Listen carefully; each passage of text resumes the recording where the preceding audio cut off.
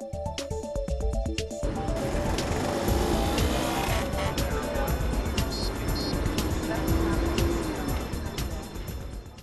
वालेकुम नाजरीन, प्रोग्राम आवाज़ शहर के साथ हाजिर खिदमत है।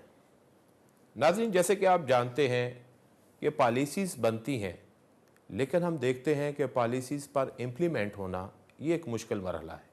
और पाकिस्तान में अक्सर बहुत सी ऐसी पॉलिसीज़ बनी जो अभी तक उस तरह इम्प्लीमेंट नहीं हो सकी जिस तरह का उनका तकाजा था। आज की हमारी शख्सियत मोहतरमा महताब अकबर राशिदी साहबा पाकिस्तान की बहुत से ऐसे महकमों में पॉलिसी साजी के हवाले से और इम्प्लीमेंट करने के हवाले से उनकी बड़ी कंट्रीब्यूशंस हैं। सूबा सिंध में एक वक्त में 5 महकमों की भी सेक्रेटरी रहीं। उनसे हम जानने की कोशिश करेंगे कि इस हवाले से जब हुकूमत और आवाम के दरमियान इतना गैप आता है तो क्या वजूहात होती हैं। अस्सलाम वालेकुम। वालेकुम अस्सलाम। कैसी हैं आप? बिल्कुल ठीक ठाक। अच्छा, जैसे मैं अर्ज़ कर रहा था कि एक हुकूमत आती है, पहले वो इलेक्शन अगर लड़ती है उसकी पार्टी, तो वो उसके एक मंशूर होता है। हम देखते हैं कि वो एक दावे भी होते हैं कि हम ये करेंगे, लेकिन जब गवर्नमेंट में आ जाने के बाद उसमें के बाद हम देखते हैं जो पॉलिसीज़ आ रही होती हैं, ऐसा लगता है कि अवाम का और गवर्नमेंट का गैप बहुत बढ़ गया है। ये जो सोच में फ़र्क हो जाता है या गवर्नमेंट में आने के बाद वहाँ के तकाज़े कुछ और होते हैं, क्या इतना, और अवाम ये समझ रही होती है कि ये वो लोग नहीं हैं जो हमारे साथ अपोजिशन के दौर में बात कर रहे थे, और जो जो चीज़ें ये पेश कर रहे हैं ये हमारी रिक्वायरमेंट भी नहीं है। तो ये इतना तज़ाद जो पॉलिसीज़ में होता है जिसकी वजह से अवाम के सोचने का अंदाज़ और हुकूमत का एक बहुत गहरा खलीज कायम हो जाता है। इसको आप किस नज़र से देखती हैं कि आपका जो एक्सपीरियंस है गवर्नमेंट का, आप सेक्रेटरी रहीं इतने महकमों की, और फिर आप एक सोशल साइंटिस्ट होने के नाते भी इन चीज़ों को देखती हैं, तो इतना फ़र्क हमें क्यों नज़र आता है? देखिए जी, उसमें थोड़ा सा हम पीछे यूँ जाएंगे कि हमारे पास जिसको हम जमहूरियत कहते हैं उसकी रिवायतें कम रहीं बदकिस्मती से। और मैंने हर दौर में काम किया, क्योंकि आप जब अफसर हैं तो मार्शल्लाह में भी आप काम करते हैं, आप सो कॉल्ड जमहूरियत में भी काम करते हैं, और आप जमहूरियत में भी काम करते हैं। पता नहीं वो जमहूरियत है नहीं है, लेकिन मसलन हम ये कह सकते हैं कि ये फौजी हुकूमतें हैं, ये सिविलियन सियासी हुकूमतें।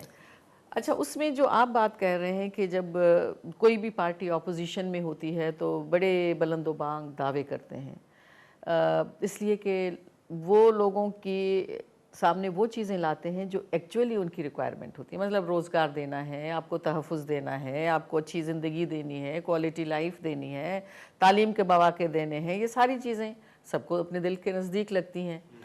हमारे इस खित्ते के जो अवाम है वो जज्बाती बहुत हैं, और जज्बातीपन का मतलब ये है कि इश्यूज़ पर बात कम होती है और शख्सियात पे बात ज़्यादा होती है। हमारे पास अगर पीपल्स पार्टी का ज़िक्र करें तो भुट्टो साहब जिस तरह से गए हैं, वो अपने पीछे हज़ारों सवाल छोड़ गए, और उसके बाद आज की तारीख़ हमें बताती है कि जी नाइंसाफ़ी हुई, मुकदमा जा रहा है, खोलने जा रहे हैं, अभी जो रिसेंट हुआ है।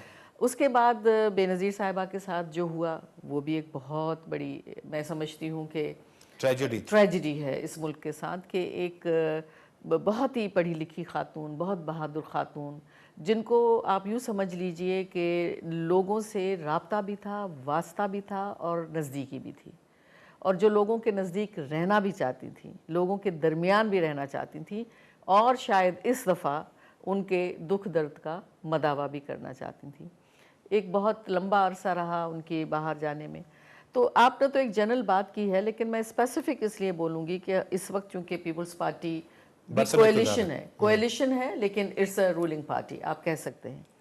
उसमें क्या होता है कि जब आप एक चीज़, जब आप बाहर हैं तो आपको कोई भी चीज़ कहने में 1 सेकंड लगता है। हम जी ये आसमान से तारे तोड़ लाएंगे, अब कौन देखता है कि तारे आप तोड़ लाते हैं नहीं लाते हैं। हम दूध की और शहद की नदियाँ बहा देंगे, लेकिन जब आप ग्राउंड रियलिटीज़ पे आते हैं तो आप ये देखते हैं कि जी अब तो मुल्क के का हाल ऐसा है कि IMF के कर्जे भी चढ़े हुए हैं, वॉर ऑन टेरर भी है, अमेरिका की जी हुजूरी भी करनी है, सेल्फ इस्टीम हम में रही नहीं है, ہر صورت میں حکومت میں بھی رہنا ہے، کمپرومائزز بہت کرنے ہیں، کولیشن پارٹنرز ہیں تو ان کو بھی ہمیں راضی خوش رہنا ہے، کوئی آنکھیں دکھائیں تو آ کے ہاتھ جوڑ دیں. اس وقت تو ہم یہی دیکھ رہے ہیں. اور پھر یہ کہا جاتا ہے پرائورٹیز چینج ہونی شروع ہو جاتی ہیں. پرائورٹیز ڈیفینیٹلی چینج ہو جاتی ہیں. اچھا، آپ کے ریسورسز جو ہیں وہ ریسورسز اتنے نہیں ہیں کہ جو کچھ آپ نے کہا ہے آپ وہ پورا کر پائیں. تو پارٹیاں کا آپ یہ بتائیے کہ پارٹیاں کیا ہوم ورک نہیں کر رہی ہوتی ہیں کہ اس ملک میں کیا ہے اور کیا نہیں ہے؟ اگر ہوم ورک کرتے تو کیا ہی اچھا تھا. نہیں، اگر ہوم ورک کیا جاتا تو کیا ہی اچھا تھا. دیکھیے، ہوم ورک اس جگہ کیا جاتا ہے جب آپ کی پلاننگ دور تک دیکھنے کی ہو.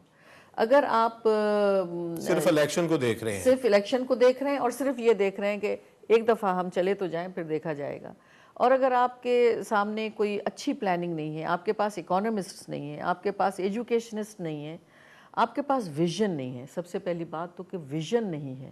ویژن یہ ہے کہ جی اس وقت میرے ملک میں یہ حالات ہیں اور یہ تکلیف ہے، مجھے اس ملک کو اس تکلیف سے اور حالات سے نکالنا ہے. میں پھر واپس جاتی ہوں، بھٹو صاحب نے جن حالات میں ملک لیا تھا وہ تو آج سے بھی بدتر تھا. آپ کا ملک 2 ٹکڑے ہو چکا تھا، آپ کے آدھے سے زیادہ ریسورسز چلے گئے تھے، آپ کے 90,000 سپاہی دشمن کے قید میں تھے. آپ کے پاس کیا تھا؟ آپ ایک شکست خوردہ قوم تھے. لیکن اس نے نہ صرف یہ کہ کم بیک کیا لوگوں کو یوں اٹھایا اور لوگوں سے کہا کہ جی اسی حالت میں رہنا ہے، کرنا ہے، کام کرنا ہے. اور انہوں نے آلٹرنیٹس ڈھونڈنے شروع کیے. آلٹرنیٹ کیا دیں؟ نیٹو میں نہیں شامل ہوئے، امریکہ سے پیچھا چھڑانے کی کوشش کی، اور ایک اسلامک بلاک کو وہ انہوں نے بنایا. اور آپ یہ دیکھیے کہ بہت بڑی چینج لانے کی کوشش کی، بہت بڑی چینج لانے کی کوشش کی. شاہ فیصل، بومدین، سویکارنو، کرنل قذافی، یہ all these people who had resources، اس کو انہوں نے ٹیپ کرنا شروع کیا. لیکن ایک چیز ہم دیکھتے ہیں کہ جو پولیٹیکل یا جمہوری جماعت رہی ہیں، حکومتیں رہی ہیں، ان کا کمپیریزن جب فوجی حکومتوں سے کرتے ہیں، آپ نے دونوں طرح کی حکومتوں میں کام کیا ہے، تو ہم دیکھیں جو سیاسی حکومتیں ہیں وہ معاشی طور پر بہت کمزور وکٹ پہ چلی جاتی ہیں. ان کے ہاں جو فیصلے ہو رہے ہوتے ہیں اس کے جواب میں اکنومیکلی ملک جو ہے وہ بہت پیچھے چلا جاتا ہے. فوجی حکومتوں میں جو ہے وہ گروتھ ریٹ بڑھ جاتا ہے، فوکسڈ ہوتے ہیں. تو اس کی کیا وجہ؟ بلکہ فوج کا رابطہ زیادہ ہوتا ہے اس طرح کی چیزوں کے ساتھ. رابطے کی بات نہیں ہے، رابطے کی بات نہیں ہے. میرا یہ خیال ہے کہ دیکھیں سیاسی حکومتوں میں لوگ بہت ایکسپیکٹ کرتے ہیں آپ سے، اور آپ نہیں چاہتے کہ کوئی ان پاپولر ڈیسیشنز لیں، تو آپ ان کو مثلاً سبسڈی دے دی. یہ جیسے مشرف کے زمانے میں کیا ہوا، آپ سبسڈیز دیتے چلے جا رہے ہیں. سبسڈی اب جو آپ نے سبسڈیز دیں اب آپ اس کا خمیازہ بھگتیں، کیونکہ اب IMF تو نہیں بولے گا کہ آپ سبسڈی دیں، آپ تو کہیں گے جی پورا ٹیکس بھی ادا کریں. پاور جنریشن میں آپ کو اتنا دینا ہے تو اتنا دینا ہے. اب پاور جنریشن ہمیں یہی نہیں سمجھ میں آتا کہ بھئی آپ کو آخر تیل سے ہی کیوں آپ پاور بنانا ہے. آپ کے پاس جب اتنے اللہ نے یہ ذخائر دیے ہوئے ہیں کوئلے کے کہ پتہ نہیں کتنے سالوں تک وہ کوئلے کی انرجی ختم نہیں ہونے والی ہے، اتنے ذخائر ہیں، اس کو آپ کیوں نہیں ٹیپ کرتے؟ یہ گورنمنٹ، یہ بے نظیر کی فرسٹ گورنمنٹ سے یہ پروجیکٹ چل رہا ہے جو تھرکول والا ہے، بہت پرانا ہے. لیکن اس میں کون انٹرسٹڈ ہے کہ یہ نہ ہو؟ یہ بھی دیکھنا چاہیے. کوئی ایسے لوگ تو ہوں گے نا جن کو آئل لانے میں دلچسپی ہے. تو پھر اگر ان پاپولر ڈیسیژن نہیں لے سکتی سیاسی حکومت، جی تو پھر عوام کی طاقت کہاں اس کے ساتھ ہے؟ عوام کی طاقت نہیں رہتی نا. پھر آپ دیکھتے ہیں کہ 3 سال کے بعد عوام کہتا ہے کہ جان چھوڑو ہماری. تو پھر جو دعویٰ کرتی ہے، جو سیاسی گورنمنٹس دعویٰ کرتی ہیں کہ جی ہم تو پبلک کے ووٹ سے آئے ہیں اور یہ لوگ جو فوجی ہیں یہ تو شب خون مار کے آئے تھے، تو لہٰذا ہم تو زیادہ بہتر ملک کو آگے لے جا سکتے ہیں.